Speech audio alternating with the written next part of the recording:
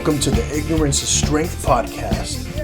I'm your host, Fabian motherfucking Huerta, and I don't know shit, but that's okay. All right, let's get this shit started. Thank you guys for listening to the Ignorance is Strength podcast. Hope you enjoyed episode number 7 with Macy and Isaac Chavez. Can you guys see where we're friends now? I think I can. Reminder, if you've enjoyed what you've heard so far, tell a friend. I'm trying to grow the podcast organically, and your word of mouth is the best tool for that. So with that out of the way, shameless plug, I actually have another husband and wife duo on today. And they're very interesting people. They're gamers. They're gun enthusiasts. They're cosplayers. Welcome to the podcast for episode number 8, Miguel and Kat Huerta. How are you two doing? We're doing great. Yeah, we're good. Sitting on the patio, so you might get a little bit of wind. I hear the birds. I hear the birds for sure. Yeah, we definitely have a lot of those running around. Yeah, flying them. Definitely. I think by the time this airs, the quarantine might be over by then. But how have you guys been dealing with that? It's been kind of the same. I mean, I work at the hospital, so it's been a little bit crazy there. But I've been working a lot. We're pretty much homebodies, so we're at home a lot. We had a lot of trips planned, so we had to cancel those. But other than that, it hasn't really affected us too much. Okay. We homeschool our son, so wasn't that much of a change there. So you guys have been enjoying a lot more time at home? Definitely. Day-to-day life hasn't been very much different for us because, we chose to homeschool this year, and it was a good choice. Yeah, worked out. It worked out pretty well. Oh, wow. So even before the whole quarantine thing, you guys already had it set that you were going to do homeschooling? Yes. Oh, that did work out for you guys then. It did, because it wasn't that big of a transition for our son. Okay. So he got used to it already. Exactly. Yeah. He is upset that he can't play baseball this year, but yeah. We found other activities for him. I mean, are you guys is it as strict in Oregon right now as it is in California? Because California is pretty strict. Sort of. Out in Portland, it's pretty strict. Out here, since we're kind of a little bit out of the main city, it's not so strict. I mean, I see a lot of people walking around without masks, and the bars were closed, and a lot of big events were canceled. But for the most part, people still going to the grocery store, still walking around. Schools are closed, but other than that, not too much different. Okay.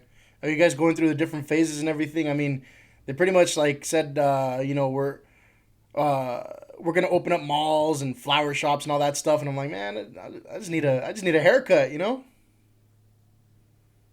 Yeah, I mean, a lot of people have been fighting for the bars to open because there's not much else to do out here. A lot of the state parks are closed, so people can't go fishing or camping. They did open up trails, and they are opening up things like salons for appointments. Okay. I think I was looking a little raggedy. I'm just like, I'm just gonna shave everything off, I just started doing haircuts at home. Oh, really? And I'm doing a pretty good job. So you guys do have a lot of interest. Damn, we'll get into that right now. So I want to get into a few things today.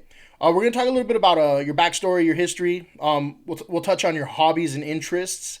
And then we'll really focus in on how you two met and developed your relationship, because that I was really interested in. And that's, something that I decided to use as a social media says question. Can online romance work? That was the question that I threw out there to everybody. We have a lot of responses for that, so I'm excited to read those. And then finally, we'll touch on your interests and involvement in cosplay. So I like to fill the audience in on how we know each other. And in this case, Kat, you're making a bit of history on the podcast because I don't know you, at all. So, Miguel, I know you and I, we go way back. We met in kindergarten. I mean, I can't believe that. I actually vividly remember the first day of kindergarten. Do you remember your first day of kindergarten, Miguel? I do. I remember wanting to go home, and the teacher, Mrs. Wagner, not letting me. Yeah, actually. She tried to stop me, and I think I kicked her. I And would then go ahead. one of the assistants brought some puppets or something to try to kind of distract me, and I bit the puppet, Actually, and I just left. yeah, you were actually the first classmate I saw, and I wasn't gonna bring up the tantrum, but I do remember that. And yeah, that's about all I remember from kindergarten is that and getting in trouble a lot. Yeah, I remember you, and then the other kid that I saw crying at the door was Big Danny Navarro, if you remember that guy. Yeah, I remember Danny. Yeah, So I'm like, I'm walking in. I was actually really excited to go to kindergarten because my older brother started a year before me, and I'm like, hey, where's he going? You know, and my mom and dad were, well, he's going to school. I'm like, well, when can I go to school? You know, so when I went into kindergarten, I'm like, no, I want to be here. So I saw everybody kind of making a big fuss, and I'm like, I don't know what their problem is, but I kind of want to be here. yeah. I mean, I don't remember why. I just wanted to go home. I was like, I want to go home. So I'm out of here. Uh, we didn't really learn much at the old Park View, but it's all right. Moving on though, Miguel, we went to school together all the way through high school. Probably a couple years in Rio Hondo, community college as well.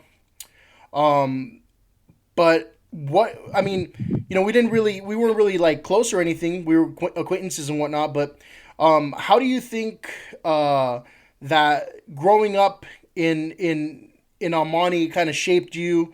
Made you the person that you are. This is a common theme on the podcast so far. A lot of people grew up in Almani, but how do you think Almani tied into who Miguel is today? Well, it just taught me a lot on how to really watch out for yourself. Right. I mean, we didn't grow up in the best neighborhood, Mm-hmm.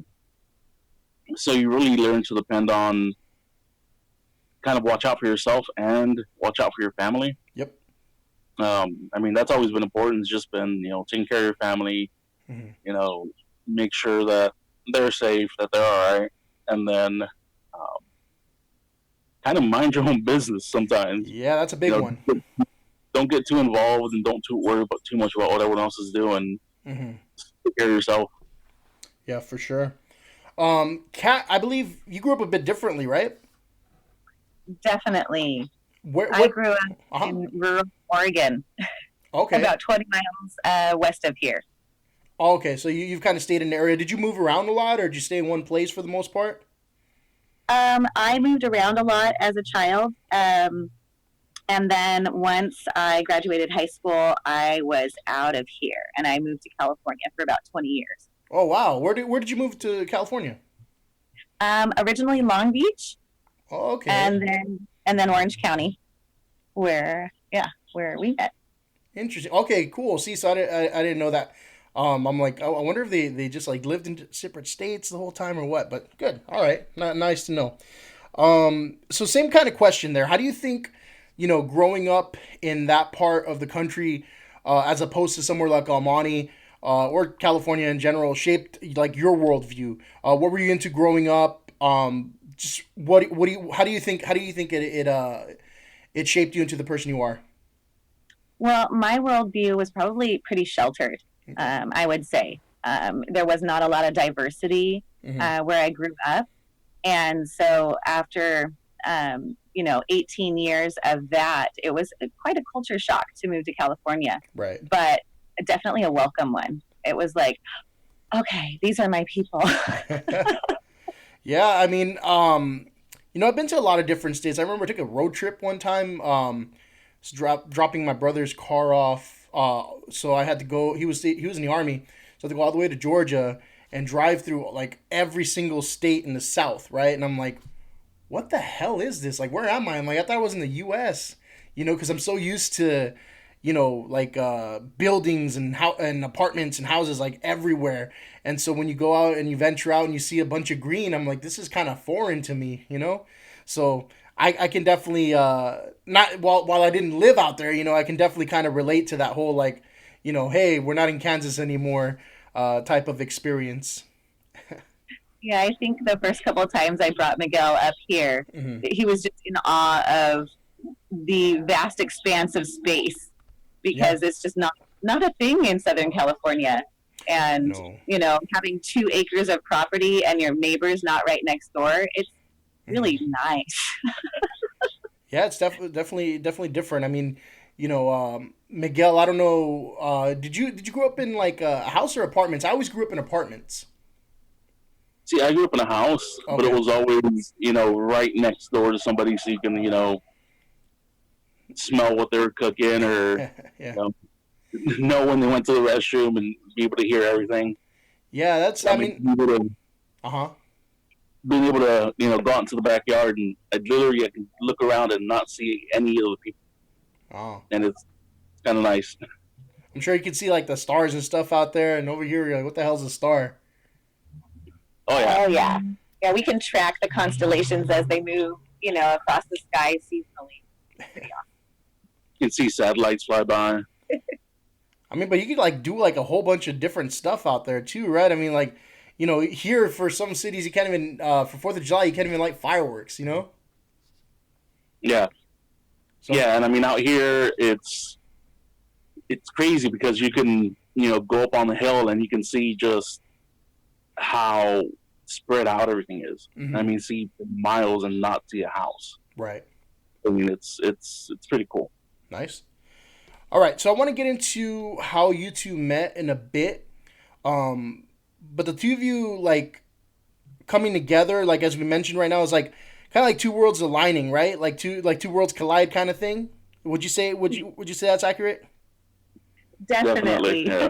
We definitely had different backgrounds, Uh huh. and I didn't mention my father growing up was a police officer, Oh, okay. and then he retired and became a pastor. Huh. So So it's kind of like the typical like the teen movie like strict parent type of thing for you, huh? yes, yes, and I was that kind of rebellious child. Yeah, So you're trying PK. you're trying to cut foot loose or whatever. Exactly. So okay, so I am piecing it together now. So Kat, you moved out here first, and then eventually Miguel moved out there with you. Yeah, Yes. After, we met and got married, we enjoy Southern California, but we didn't we didn't enjoy our neighborhood. We'll just put it that way. Once we had our son, it wasn't a place that we wanted to stay. And the more he visited up here, the more he realized his interests were more in line, with living up here. Right. And you know, I like being in the city, but I also like being in the country. I can be both. And Right. yeah, it was just a better choice for us and our family to move up here and get away from some of the yuck that was happening in the city around us.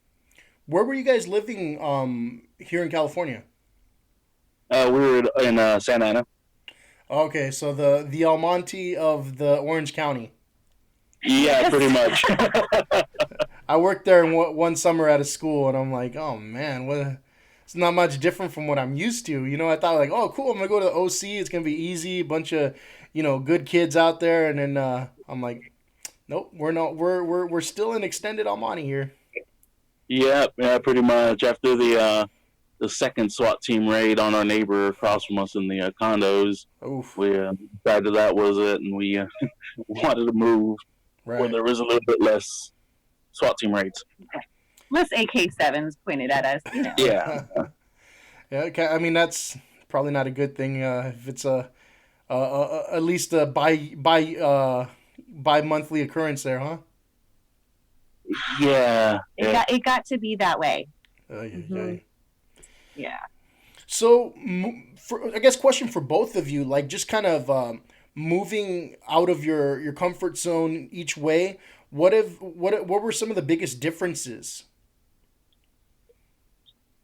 Well, for me, just moving up here was, like in California or in a big city, say like at midnight, say, hey, you know what? Let's go out to eat. Let's go get something to eat. And you Right. can find anything within a mile. Hmm. Here, once it's about 8 to 10, everything's closed up. That's it. I see. hmm And Mondays, things being closed on Mondays, that was a big shock. Yeah. They're open over the weekend and then closed on Monday. What the hell's that all about? Because Yeah. it's a small town thing. Yeah. You know, like it's like, oh, I need something from this store. It's like, well, damn, they're closed on Monday. All right, well, guess I have to wait till Wednesday because they're closed on Tuesday too. Everybody just decided we're going to close on Monday? Yeah, pretty much. I mean, unless it's a big grocery store or like the Home Depot or something like that, it's closed. Smaller businesses, yep. So that would definitely take some getting used to. But Miguel, you mentioned food. I love food, so I have to ask the question: How did you guys adjust to? Who has the better food? I guess I'm going to ask. What area has the better food? Oh, it depends on what you're looking for. If you want variety, definitely Southern California. I mean, you can get just about anything. Up here, there's some places that have specific things that are really good. Like, there's one restaurant in town that has an awesome breakfast. And omelets or pancakes or whatever, and I mean, just awesome breakfast. Then there's other places where you can get like a good dinner, like a good burger or something like that. But the Mexican food's pretty good too, but it's nothing compared to Southern California. I was gonna say, is it? Because like any other state I've been to, I'm like, all right, I'm gonna try the Mexican food. I know what I'm getting into. I'm probably not gonna like it. Well, up here, you'll like it. It's good. I mean, I'd give them all like a solid 8 to 8.5 out of 10. All right. So I mean, you'll enjoy it and you'll like it, but it's not, knock your socks off with good food. However, we do have a lot of little specialty places that do like brewing, and there's really great mussels in town. If you like seafood, we do have a good selection of seafood. Yeah. Or if you want like fresh meat, there's a lot of farms out here that'll sell you the meat fresh right off the cow that they just killed the day before, kind of thing. Yeah, Miguel, I think you were talking about like eating bear and stuff like that, right? Yeah. A friend of ours got a orchard bear here last year. It was going through the orchards, eating all the berries and fruit, and he took it down and he gave us a package of the ground meat, and that was really good. That was the only way I can describe it's like a really intense beef. Not like overly intense, but just really good beef. Kind of almost like bison. Kinda. Less fatty than beef too. Yeah, a little bit less fatty than beef. Not quite as lean as bison. I put bear somewhere between like beef and elk. Okay. Elk was really good. Yeah, a lot of people are eating elk nowadays too. Like, I guess like the people on the keto diet and all that stuff. Like, they're trying out like bison and elk and stuff like that. Like a little bit more of the, the more exotic meats. Yeah. Now that people can transport the meat quickly and easily across the country or across states, there's a lot more meat available. I personally like eating the meat that that's hunted or farm raised, just because it tends to be leaner and cleaner and just tastes better for some reason. Happy cows taste better. Yeah. Coming from a country girl, happy cows taste better. I mean, I guess we can't argue that, right? So you guys are using the term country a lot, and I wanted to ask about that because you think Oregon. You don't. I don't. At least I don't. I don't necessarily think like country. You think like country. You think like the South, Alabama, Georgia, and stuff like that. But you guys definitely have like a country atmosphere out where you're at in Oregon, right? Yeah, and see, with Oregon, it's the mountains that run through Oregon are pretty much the border of the two sections of Oregon you think about. And on the west side is all the big cities, Portland, Salem, Eugene. So you think of the big cities, the big hippie cities kind of thing. And I mean, it's I'm being honest, it's a lot of hippies, a lot of hipsters, and what you think of. And then out east, it's farms. It's a lot more rural. Yeah, I usually think of Oregon, and I picture, like the guys that dress like lumberjacks, but they're not built like lumberjacks, and they have like a man bun, and they constantly refer to that area as like the Pacific Northwest. That would be Yeah. Portland. Yeah, that's Portland and Seattle. Yeah, definitely. So that's crazy because like I didn't picture it like kind of country. I just pictured it like you mentioned kind of hipster like that. Because there's a lot of people going up that way, especially for the beer. Yeah, you mentioned breweries and whatnot, but like it's getting really popular for breweries and beer. Yeah, it definitely is. I'm not sure exactly why Portland and Seattle got really big into the microbrews, but yeah, I mean, you can find a dozen different breweries in any town you go to. I mean, I think we have 5 or 6 just here in town, and it's a small town. It's only about 10,000 people. And then Hood River, which is the next biggest town over, which is a really popular tourist destination up here. I mean, they have at least 24 breweries and another 30 or so wineries up there. Wow. There's a lot of alcoholics, I guess, then, huh? Yeah, I mean, not much else to do but go hike and drink. Happy alcoholics, though, with happy cows. So that's good. So yeah, definitely. Living in Oregon, living in a more like country atmosphere, how does that tie into your hobbies? Because I know you guys love your guns, right? Definitely. And it's always been something I've been interested in, but up here, a lot of people just like their guns, and mainly because just you can go out to the forest and shoot. And I mean, I can drive half an hour out into the hills and be able to find a spot to shoot, and no one will be able to hear. Yeah, I mean, I kind of tripped out. Miguel, I saw your pictures online. You and Kat, and even like your son. You're all over there, like at a shooting range and stuff like that. I'm like, man, you don't. I'm a lifelong Californian. You don't see that. But I thought that was pretty cool. Yeah, that was actually our trip out to Oklahoma. Kat's cousin runs a big event called the Oklahoma Full Auto Shoot, which is about a quarter-mile long line of every gun you can imagine. If it shoots, it's there. I mean, miniguns, M60s, AKs, M16s, World War II guns, World War I guns. If it shoots a bullet, it's there. Wow. And we went out last year for the event. I was doing the pictures, and Kat did a lot of the marketing stuff. And yeah, that was interesting. Just being able to shoot all those guns. And at one point, I got up on a helicopter and was hanging out the side shooting a machine gun. Oh, shit. I mean, the pilot was crazy. He was doing all kinds of things, trying to get me to piss my pants, and that was a fun ride.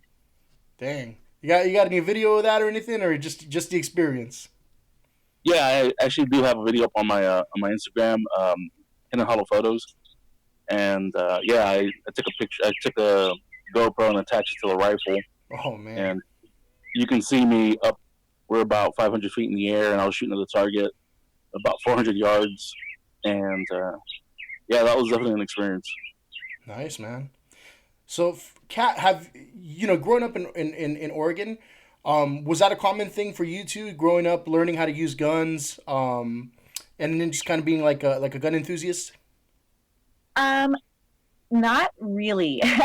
My father was, like I said, a police officer, and so I grew up with guns in the house. Okay.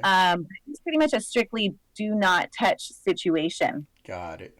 And it wasn't until I got older that I expressed more interest in it. But yeah, when I was a kid, it was off limits, and yeah, definitely do not touch kind of situation. All right. So like now though, that you guys are out there, do you have any other hobbies that tie into like that, the country lifestyle? Like, do y'all do any hunting or anything else along those lines? Yep. Yeah, I had started hunting as soon as we came up here. Just something I wanted to do, and her dad had been doing it for decades since he was young. So, been going out every year with him, and last year was the first year that Kat went out with us, and that was a lot of fun. Okay. And I'm not sure about hunting season this year being canceled, the whole coronavirus thing, but yeah, we're thinking of getting my son started here in the next few years. Now that he's getting older. How old is he now? He is 8. He just turned 8. When are they allowed to like go hunting? They can go as early as 10, I think. Okay. Depends on what you're hunting. Like bird hunting, they can go, I think, as early as 7 or 6. But bird hunting is like, shotgun, sit there and kind of wait for them to come. Elk or deer hunting, you're going out and actually have to look for them. And of course, there's the required hunter safety courses and things. Yeah, right. They have to take a course and pass everything, and they have to take the rifle that they're going to use and show the instructor that they know how to use it safely and properly. And unless they get signed off, they don't get to go. So, I mean, I don't want to stir the pot too much, but I don't shy away from a little bit of controversial talk, and a lot of people are against hunting. Right? They say, like, oh, you're a hunter, you're a bad person, right? What do you all say to that? We eat what we kill. Yeah, I mean, I don't agree hunting for sport, just for fun. Just because, I mean, it's sometimes it's kind of there's no fun in it. I mean, might as well just go and. I don't believe in hunting for sport. Yeah, it's not something that I do or encourage, and we really try to absolutely use everything that we can. I'm one of those weird people that I'm like, well, save me the bones. I could make buttons and bone pins. Maybe we can learn how to tan hides. And I mean, I sent the horns that Cat's dad gave me the horns from the elk he got a couple of years ago, and sent the horns down to one of my uncles in Mexico, and he made me a couple of knives and set them back, and I mean, I have those, and I keep those nice and treasured, and those are my hunting knives. So, wow, that sounds pretty cool, man. You said knives made out of horns?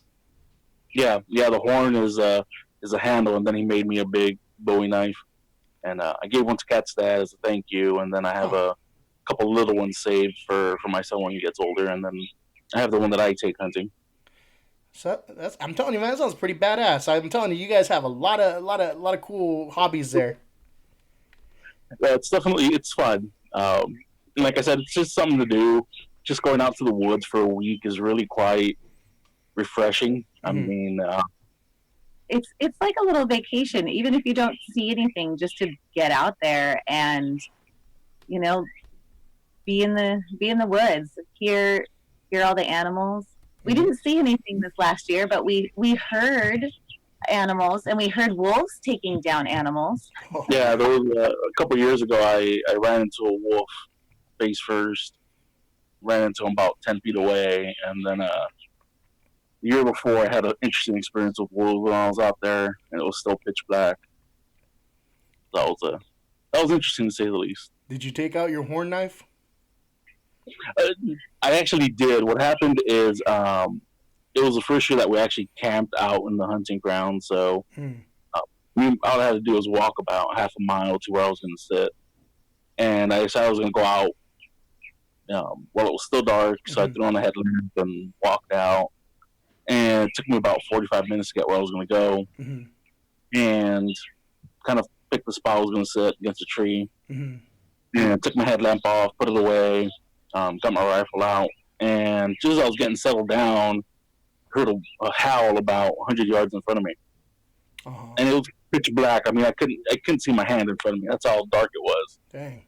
And thought, okay, that was pretty close. And then a couple seconds later, I heard another howl about 50 yards behind me. Okay, well, all right, I'll just sit tight.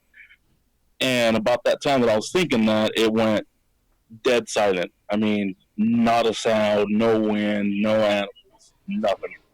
I was thinking, wow, that's kind of weird. And as I'm sitting there just thinking about it, I could actually hear my blood pumping. That's how quiet it was. Wow.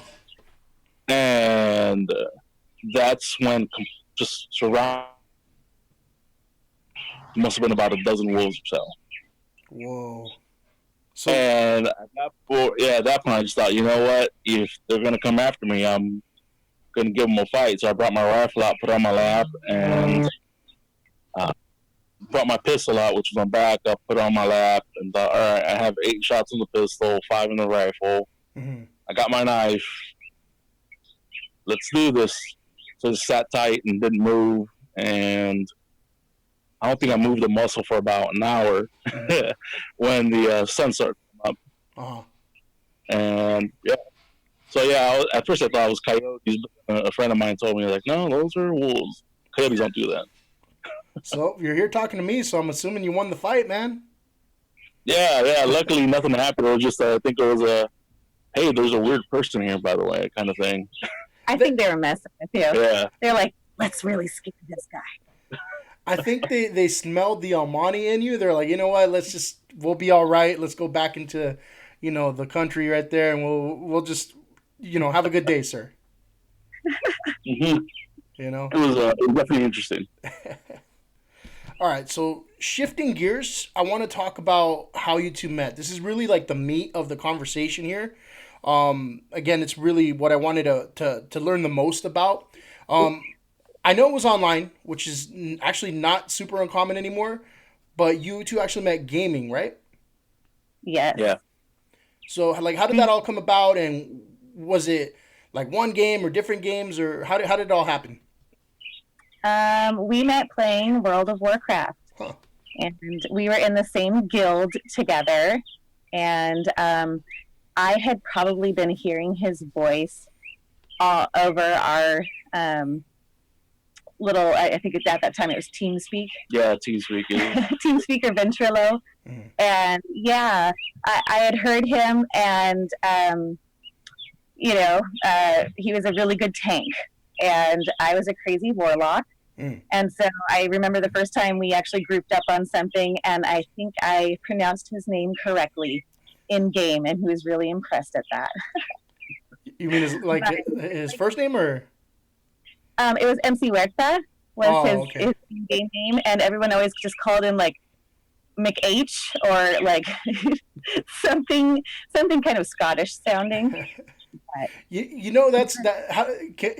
The way you say it is, it's natural to even to me. I speak Spanish, but I have like the lazy tongue. So when I say Huerta, like I have to work at it. If not, it sounds like I say Huerta. I messed it up. Like I think that's like the case for a lot of people. They just have like that lazy tongue when it comes to rolling the R. Right. Yeah, it's definitely an odd one. Even it's funny though, like with Hispanic last names, how some people just can't pronounce them. Like even my last name's not that hard to pronounce. It's Ojeda or Ojeda, whatever you want to say, right? I'm like, I'll give you some leeway, say however you want, But like I've had people mess it up so bad. They're like Ojeda or Ojedi or Ojeda. I'm like, when I started working at schools, I'm like, just call me Mr. O. You can't mess up an initial, I worked as tech support for a long time, and the amount of times I get called Miguel or Nigel or Miguel. Yeah, it's. Somebody actually said Miguel. All the time. It's constant, like Miguel, all the time. I mean, it's people that I've known for a while too, and it's like, hey, it's Miguel. Okay, yeah, I remember that. Oh, hi, Miguel. Oh man. We'll forgive them. They know not what they do. All right, so you guys are on the World of Warcraft, right? So y'all became friends first on there, or was it like automatically like I hear Miguel's velvety tones. He's like the Luther Vandross of Warcraft. Well, the way it worked for us is when we were playing. The way World of Warcraft works is there's damage dealers who it's just that they deal damage. There's healers who keep you alive, and there's tanks who basically keep everything angry at them so that they don't go and kill everybody else. And in certain fights, the tank has to be really good, otherwise everyone's gonna die. Well, with Kat, with her being insane with her Warlock, she died a lot, so she didn't like running with a lot of people, and I was really the only person that could keep her alive. So she would wait until I was online or I was running something, and be like, "Hey, I'll go with you," because I know I'm not gonna. So her and I started. You worked an angle there, man. You're like, "Hey, I keep you alive."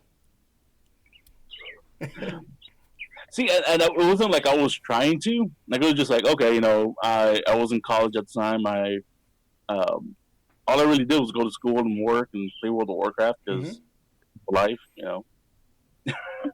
and so yeah, I just played a lot, and she would be, okay, I'll come out with you. Okay, cool. Would that be a pretty accurate description there, Kat?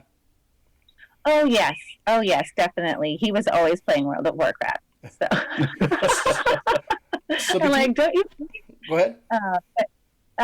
But then we played together a lot, and we went to BlizzCon. Yeah. Our whole guild tried to get together and go to BlizzCon together. It was the second con, and that's when we met IRL. And it was like he was there with a bunch of his friends, and I didn't really know anyone. So I made friends with one of the girls that I had been running with a lot. And he kept ditching his friends to come hang out with this girl and I. Huh. Did you? Yeah. And did you two like recognize each other's voices or what? Oh, yes. Oh, yeah. Yeah, you could definitely recognize each other's voices. Okay, so then he heard your voice, and he's like a magnet straight there the whole time. Yes. Yeah, pretty much. I was like, my friends were like, I don't want to really do anything. I just want to watch this. Like, no, I'm going to go walk around. Cool, man. He made the right choice there then, huh? Right? Yeah, definitely. Yeah. And so we hung out at BlizzCon, and I had to leave kind of suddenly at one point, and I heard later that he had like kind of, chased after me to say goodbye. And I was like, wow, that's really sweet. And so after that, I think his friends invited me to his birthday party and a surprise party like a month later. And that was kind of it.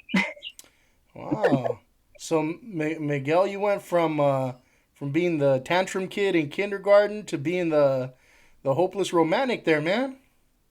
Yeah, pretty much. I mean, that's cool. Yeah. But now I'm gonna throw a little wrench in there for you two. Who's the better gamer? Miguel, for sure. Okay, just right away. I'm cool with that. Well, that didn't work out the way I thought it would. I thought you guys were going to argue about it. Okay, Miguel's the man. Yeah, I got more time invested on that one. I'm still the better Warlock, but you're better at being insane. Yes, he's still a superior tank. All right, cool. All right, so you guys you mentioned how you met in person. How long? Like, how did you transition to actually like dating? I know you said you were invited to the party, but like, how long did it take till you started like regularly going out and dating and stuff like that? I think it was right about the party. It was like, we hung out a lot at the party, and I think like the next week I asked her to go out, and we started dating pretty much immediately afterwards. Yeah, we started dating, and our friends online started to get suspicious after a while. They're like, hey, why is Kat Miguel not on Friday nights? Like, it's always the two of them that aren't on anymore. Oh, okay. So they figured it out. Yeah. After all, like, we're kind of dating. Like, oh, okay. Oh, schedule your dates when we don't have something to do. Okay, well. But we did. We talked a lot on the phone and in game after BlizzCon. And, at one point, he actually ruined the surprise of the birthday because he's like, I think my roommates are having a birthday party for me. You want to come? I was like, damn it. I'm already coming. He had to make sure, Right? Yeah, but that just confirmed it for me. I'm like, okay, all right, he does like me. Cool. So then how long did you guys actually date before getting like engaged and all that? I think we gotten, it was about a year, a little bit under a year. Okay. Yeah, it was less than a year, I think. Yeah. Yeah. Because we started dating in like August, September, and then we got engaged in May following year. So Miguel, talk me through the proposal, man. Like I know, like you had an interest in gaming. Did you tie any of that into it, or was it more kind of like more like the conventional type of thing? It was definitely more conventional. I had a few friends that did the online game thing, and I always thought it was kind of cheesy. So I was like, you know what, no. I had started working down in Santa Ana, so I went over to her house for dinner and kind of popped the question after dinner. Okay. He proposed with a cheesecake. Yeah. And I was like, hey, I got cheesecake or I got you a ring. Which one would you want? Oh. Dang. I would like cheesecake, then the ring. Yeah, that's the right answer right there, right? You got both. Yeah. So I think at some point then it seems like it became more like a traditional relationship, right? Did you all tell your friends and other than your gaming friends, did you tell your friends and family like, oh yeah, I'm dating this person from that I met through gaming? I sure didn't. I did not. I did because my family was like, yeah, well, that makes sense that you would. So yeah, it seems like, okay, Miguel, maybe your family was more like, yeah, that makes sense. Kat, why didn't you tell people, or how do you think they would have taken it, or how did they take it after they found out? Well, at the time, I had a lot of friends who had tried the online dating and just it was not working for them. Mm-hmm. And I thought I would be weird. I thought they would think that I was weird. And so, yeah, I was just like, no, we met doing, what did I tell people? I don't even remember. I think I told them we actually met on Christian Mingle because I thought it'd be less, right, less embarrassing than World of Warcraft. And it was funny because I actually brought him to one of my little groups, and someone was like, yeah, if you meet online playing like a game like that World of Warcraft, you're just not even making real friendships. And we're just sitting there like chuckling to ourselves like, if they only knew. But eventually we did. I was like, well, yeah, we're gonna tell him. Yeah. And it was kind of funny because two of our guildies actually ended up getting together at our wedding. Oh. And they are now happily married with children as well. Yep. Huh. So you can definitely meet long-lasting relationships. Yeah, online. That's nuts. Because I was actually going to ask you about that right now. Like, do you is it becoming more common? Do you know any other friends who have met through gaming? But it seems like it's more and more common. And I don't hear about it too much, but I do have a friend who he's in the same boat. He met his now fiance through gaming, and he was in a relationship for years online, and nobody knew about it.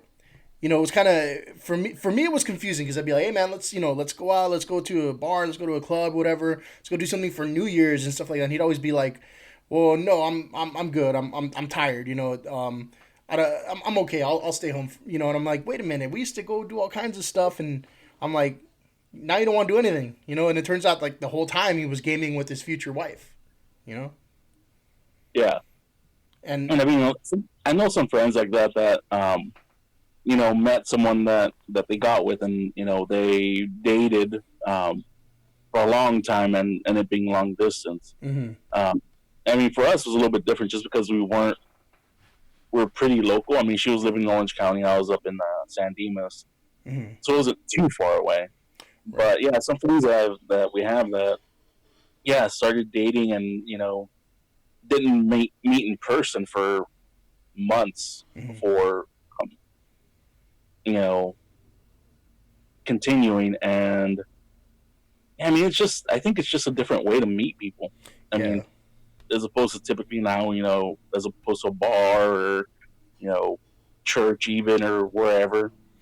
Right. It just lets people talk more and sharing of common interests. Yeah, I think that's go ahead. Comes down. Yeah, I was gonna I mean, if say. I was a gamer and he gamed, we would not have met. Hmm. And and we wouldn't have, I think, survived because being a gamer myself, I understand when he's got something that he's signed up for, like a raid or something. I'm like, okay, it's Thursday night and it's your raid night, and I'm cool with that. But Right. I understand that some girls aren't as cool with that kind of stuff as others. I can only imagine. Before meeting each other, did you all believe that online romance worked, whether through gaming or like a standard like Plenty of Fish or something like that? Did you try any of that beforehand? I knew it worked. I knew some people that met their significant others online, whether it be through video games or chat rooms or you know whatever they might have found them. I hadn't, just because it wasn't something I wanted to do. It wasn't like I was throwing myself out there to try to find someone to date. Hmm. Uh, I had a couple of exes that I met through friends or someone that I'd known before, kind of thing. Yeah. But yeah, it was something that I expected to do or tried to do. It just kind of happened. Right. And for me, I had a friend that told me that I should get on that silly Christian Mingle, and I had some really bad experiences, just really yuck experiences. And I was the first person that I knew of that had ever actually, met successfully anyone online Right. and had a relationship. Mm-hmm. But yeah, I mean, I didn't really like any of the dating apps, Mm-hmm. and yeah, nobody that I knew had ever had any successes there. So that's why for me, I was like, oh, this is weird. Did either of you ever think like, oh man, I'm gonna meet my spouse through a video game? Never. No, it was not something that I ever even considered, even though I played video games a lot. I mean, it's just something that never crossed my mind. Mm-hmm. No, and I'm still surprised. I mean, how many lasting friendships we've made and maintained. Through World of Warcraft. Yeah. I mean, I'm still really good friends with a guy that was in our original guild that I met the same day I met Kat. I mean, I just talked to him last night over the game. Oh, that's Mm-hmm. that's crazy. I mean, lifelong friends on there. So we're gonna move on to the social media says comments. And again, the question was, does online romance work? I think there's always been a lot of like mixed feelings on the subject. I think years ago you would hear more like the negative, but let's see what people think right now. So what I'm gonna do for the first comment is we actually have a voice message from our Facebook top fan Elmer Diaz. Shout out Elmer Diaz. For future episodes, anybody listening, if you want to send in a voice message, go for it. I think it's a cool way to involve you on the podcast. So let me cue up Elmer. Yes, I do believe online romances work. My personal experience, I dated a girl that I knew since I was in fourth grade. She ended up moving around high school to a different state, and we continued our relationship together online and through text message.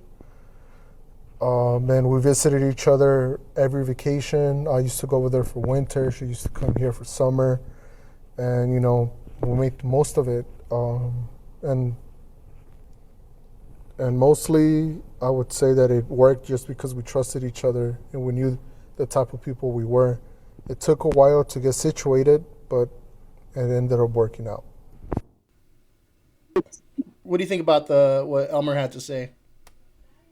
Yeah, I mean, it's the internet and text is just another way for people to communicate now, as opposed to letters or even phone calls. I mean, it's just another way for people to communicate. Mm-hmm. So you guys have a lot of feedback today on this little mailbag thing.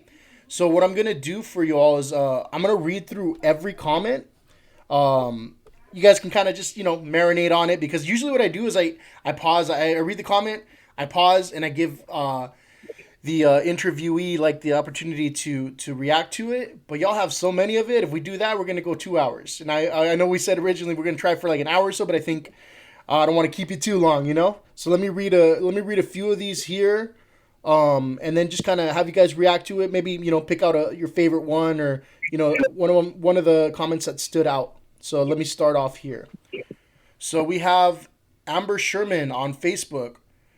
She says, my husband and I met on a dating site 10 years ago, and 3 kids later. No, she says, my husband and I met on a dating site 10 years, and 3 kids later, we're happily married. It worked for us.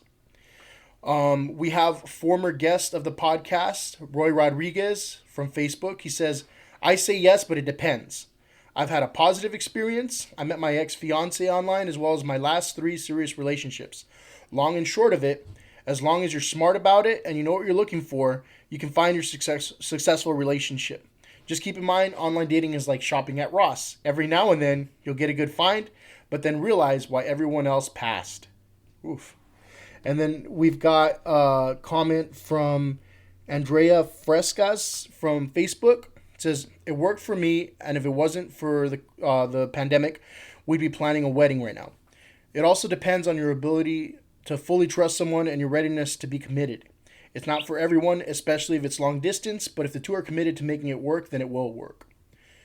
Okay, we got another comment. This is from Instagram, Anaí Calderon. She says, it depends. If it's long distance, no, because it would be harder to be there for someone, like if you want to be with someone you might want physical attention. But if it's like 30 minutes or so, it will work. Just depends on what people want.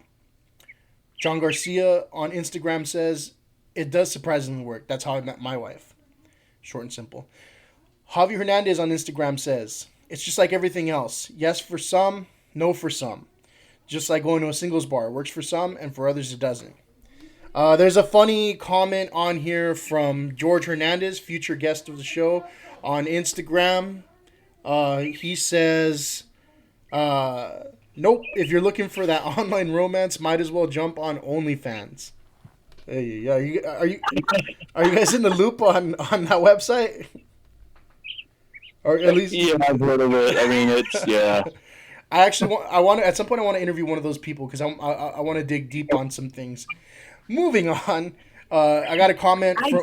Go ahead. Oh, I do agree that it works for some, and I really do think you need to have common interests, and location. I think does matter a bit. For sure. I have done the long distance thing. It doesn't work for me. But I like physical touch, and I need a body to hug. I like hugs. It's all about hugs. Definitely. We've got a few more comments, and then I'll let you guys give a little more feedback to all these comments. This is a lot of comments. This is the most comments I've ever had on social media says. So we have Elizabeth Garcia on Instagram. She says, she also went to Mountain View, by the way, Miguel. Says, me and the husband talked for a while online before meeting. Now 3 kids and 12 years later, I say it does work, at least for us. We have Maria Russell on Instagram. My husband and I met online. It only works when 2 people genuinely mean what they say, especially when you're past 30. And then the last comment is from a good friend of mine, sister of someone who was on the show previously. And because of that episode, she has her own theme song. So this comment, before I read it, I'm going to play Crystal, known as Crystal Rose in the song, Crystal Viorino's theme song.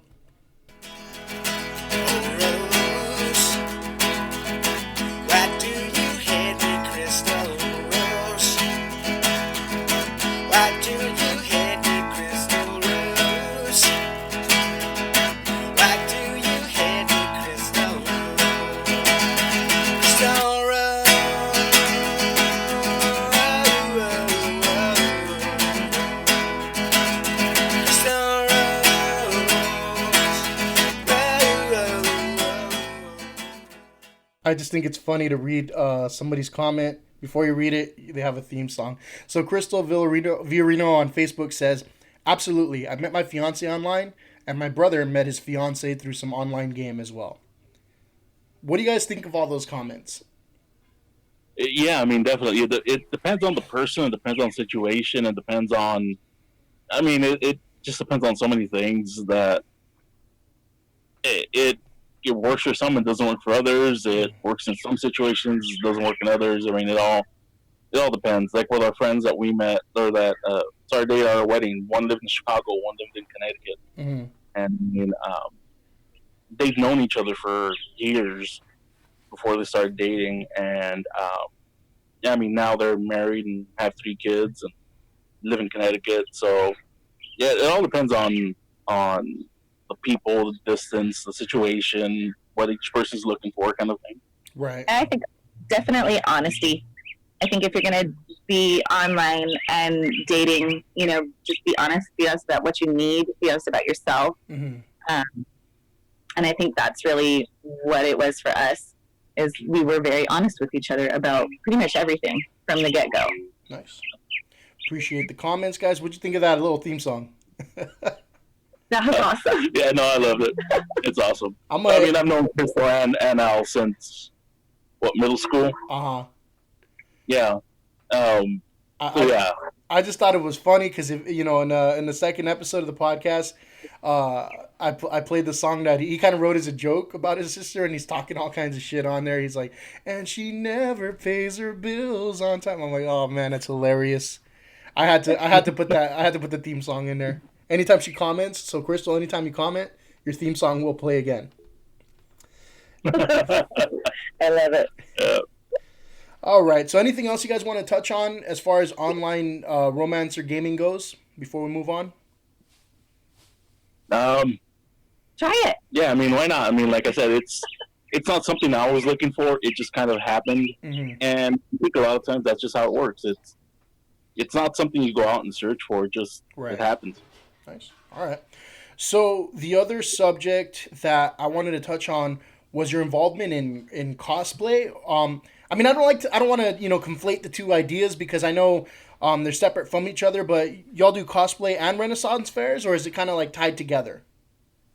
I do both. Mm-hmm. We do well. I do both. Yeah.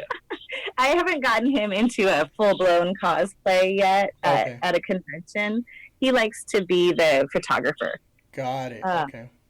But I definitely think for me the two are connected. I was definitely into the Renaissance Fair before I got into quote unquote cosplay. Mm-hmm. But I've always been a crazy costume person. Halloween's my favorite holiday by far. And going to the Renaissance Fair, it's immersion into a different world, and it's just more fun to dress up and play along. Yeah. And so, yeah, when we started dating, I encouraged him to come along to the Renaissance Fair with me, and pretty much all I have to say is beer and boobs. And most guys are like, I'm on board. But it's a fun environment, and there's a lot of really cool people. Mm-hmm. And we actually got in with a little group there, and we volunteered at the Renaissance Fair. All right. So like, I heard 2 seasons. I heard from Macy from the last episode. Kat, do you have some sort of business like that ties into the Renaissance Fair? I do.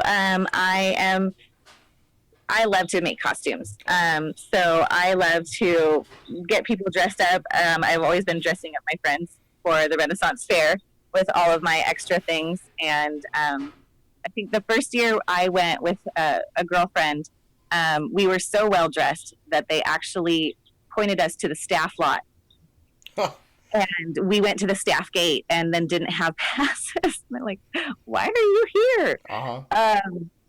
And so, yeah, I've just been making different items for my friends. And since I moved up here, I decided it's really what I like to do. Yeah. So I love to make hats and costumes. And yeah, we got into the local cosplay community up here. And let's see here, 2 years ago for Emerald City, I was in the costume contest, Mhm. the Western Championships of Cosplay. And that was really exciting as Regina from Once Upon a Time. And it was really exciting, but kind of what, stressful. Yes. I mean, Really stressful. So I decided, I'm like, I don't think I want to compete, but I love to make things for others who, would want to compete. right. And a funny little thing, the Renaissance Pleasure Fair in Southern California had a mask contest this month. And I encouraged my girlfriend, who also lives here on the property, to throw on one of my masks, and I threw on another one, and we took some pictures, and she ended up winning the contest with my mask. Wow. So Yeah. we get 2 free tickets to the Renaissance Fair next year when it's open again. So that's pretty Yay. cool. Yeah, I've actually I've seen some of your costumes online and on Miguel's profile. I mean, they look really legit. Like they look like like off of a movie set or something like that. How long have you been doing that? I have been, like I said, creating costumes pretty much my whole life. But when I went to my first Comic-Con up here, Rose City Comic-Con, I fell in love. It's a lot of fun, and I just love to embody a character. And my first evil character was actually Professor Umbridge from Harry Potter. Oh, okay, yeah. And I got so much Attention. I won't say it was love, but in the cosplay world, when someone runs up to you and says, "Oh, I don't know if I could say." Go ahead. We're not PG. Go ahead. Okay. She ran up to me and she's like, "Oh, PJ Umbridge," and I was just like, "Thank you so much." I mean, like, she was so thoroughly upset and pissed with me, and like, it was just validation. And all day long, people were just like, "Oh, I hate you," and I'm like, "Oh, thank you." So yeah, that was kind of the moment for me. I'm like, okay, this is fun, and yeah, and it was validation. Like, I worked really hard at this. Thank you. That's funny you mentioned that. Like how you sort of kind of take on the character, and people like they start to like throw their memories at you or their hatred towards the character. Like sometimes, like when I would go to like metal shows or something like that, I would throw on like a Ultimate Warrior t-shirt or something like that, and everybody would, it's not like a full-on costume or anything like that, but people would be like, "Oh yeah, the Warrior," and they would kind of tell me like, "Oh, who's my favorite wrestler," blah blah blah. I'm like, I just wore a t-shirt, So, but I can't imagine if you got like the full get-up and everything, like how people come up to you and really express themselves and tell you their favorite this and that or what they don't like. But that's funny you mentioned that, because I'm gonna experience a tiny little bit of it, but I can only imagine if I went out there in full wrestling costume.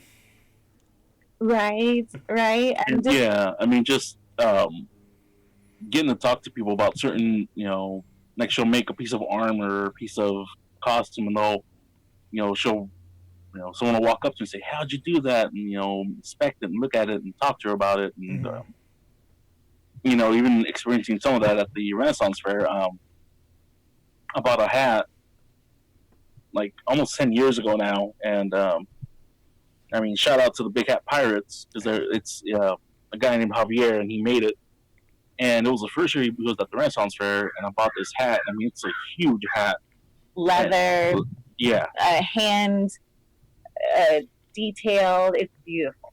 And I mean, the amount of people that went up to me that year were like, "Where'd you get that hat? It's amazing."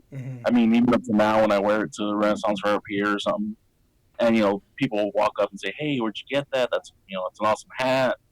And I mean, that guy's made hats for everybody now. I mean, I know a bunch of people on the Pirates of the Caribbean movie have his hats now. Oh. One guy bought it and took it to set, and everyone loved it, and now a bunch of people have his hats, and yeah, I mean, I bought it the first year he was there, and man, I couldn't afford one of his hats now. I mean, they're so sought after that his prices definitely went up, and I mean, justifiably so. I mean, his hats are works of art. Yeah, Absolutely. Hey, you got in there early, man. Yep. And we also, we would keep his cards. We would keep Javier's cards up in the hat, because it was such a conversation piece that people would be like, "Wow, that hat, man!" And so we would just be, "Here, go check it out. Go check out the Big Hat Pirate." I got to see this hat now. I'll send you a picture of it. All right. So, Kat, you make Halloween costumes as well? I do. Oh, I'm gonna have to reach out. I'm always dressing up as a pro wrestler for Halloween. We'll talk business afterwards. Definitely, definitely. I made a trade here a couple of years ago for the remnants of an old costume shop. Mm-hmm. So if you don't want like a custom piece, I have a lot of bins of all kinds of costuming pieces. So About 2 tons of costumes because I'm the one that moved it, so I know how much it weighs.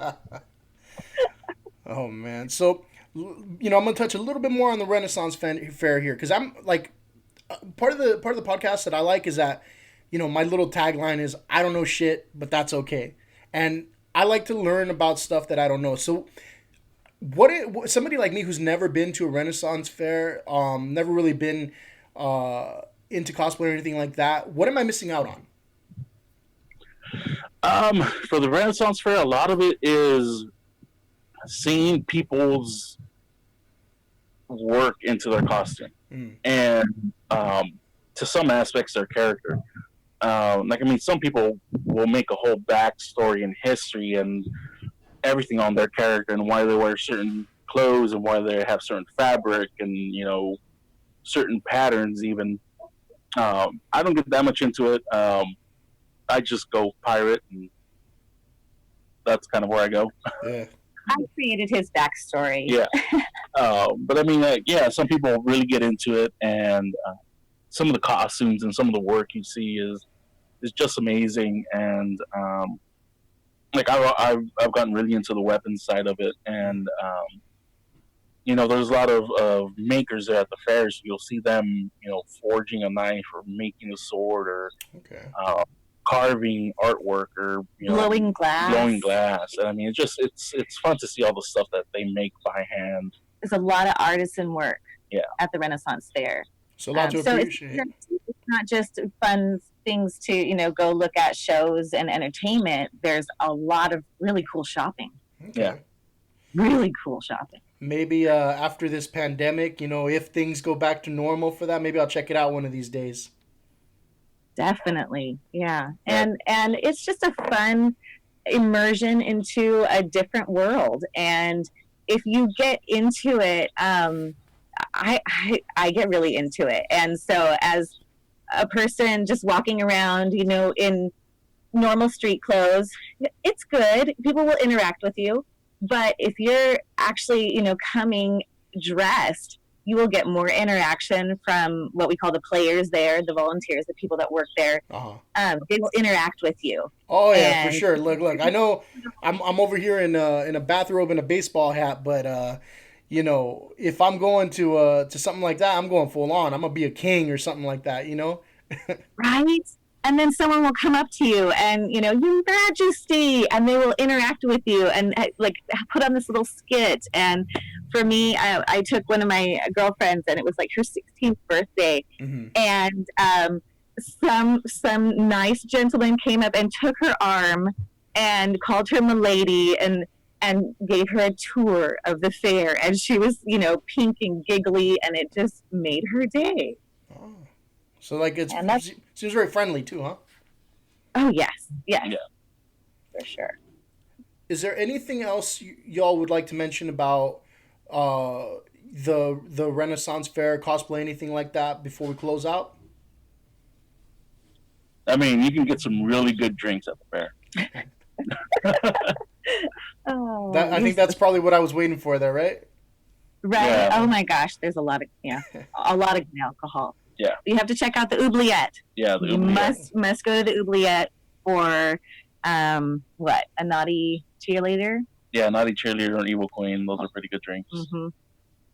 Interesting. Even the names, I'm like, Oh yeah, the oubliette.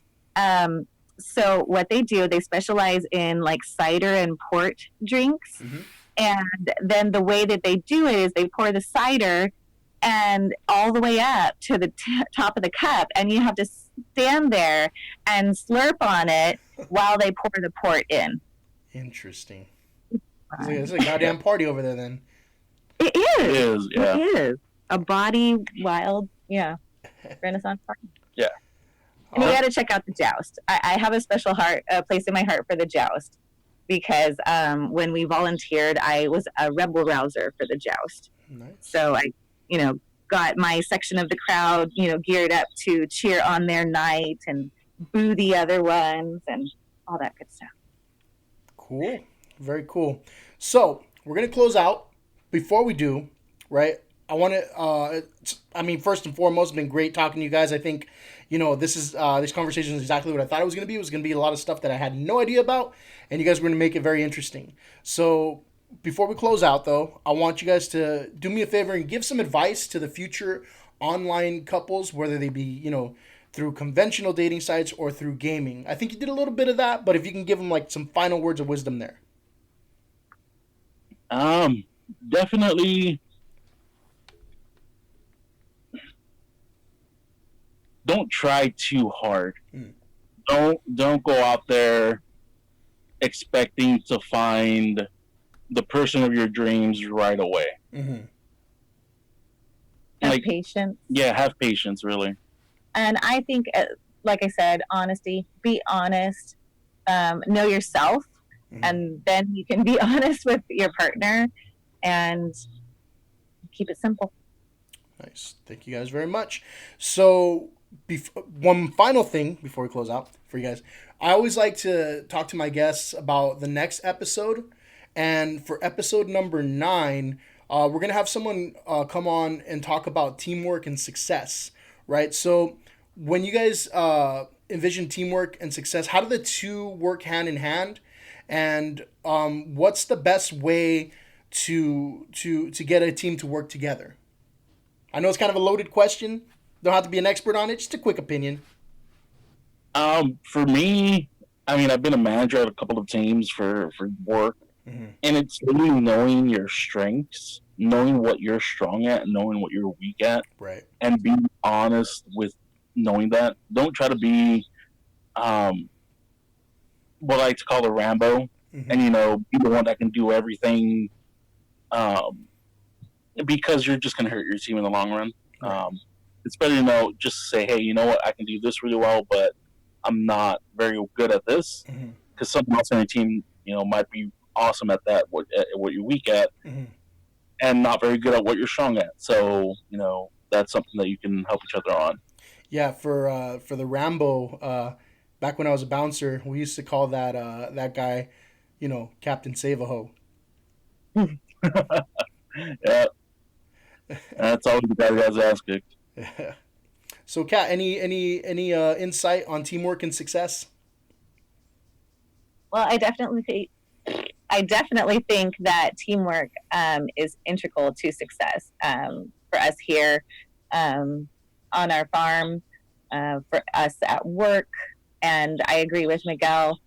Know your strengths, know your weaknesses, know your team's strengths and weaknesses.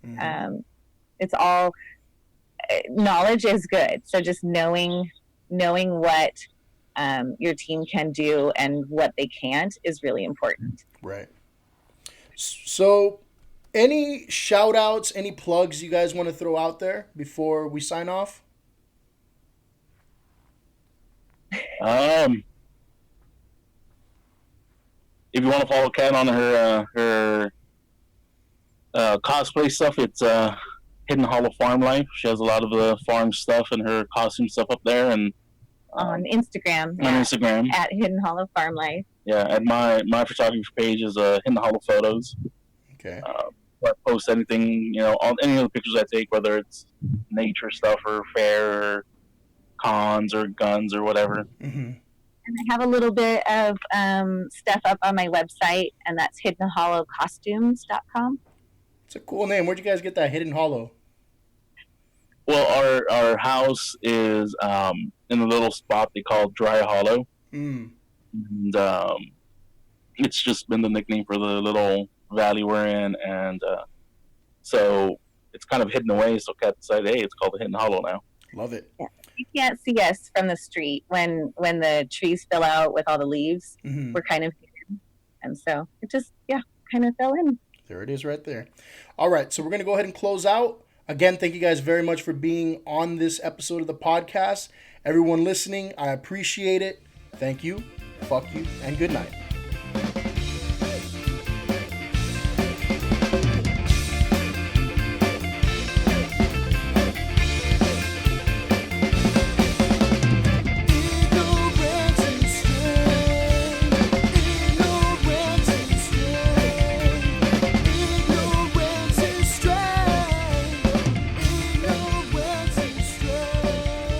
Subscribe to the Ignorance is Strength podcast on Spotify, Apple Podcasts, and Google Podcasts. Like, follow, and share on Facebook and Instagram at Ignorance is Strength Podcast and on Twitter at The Ignorance Pod.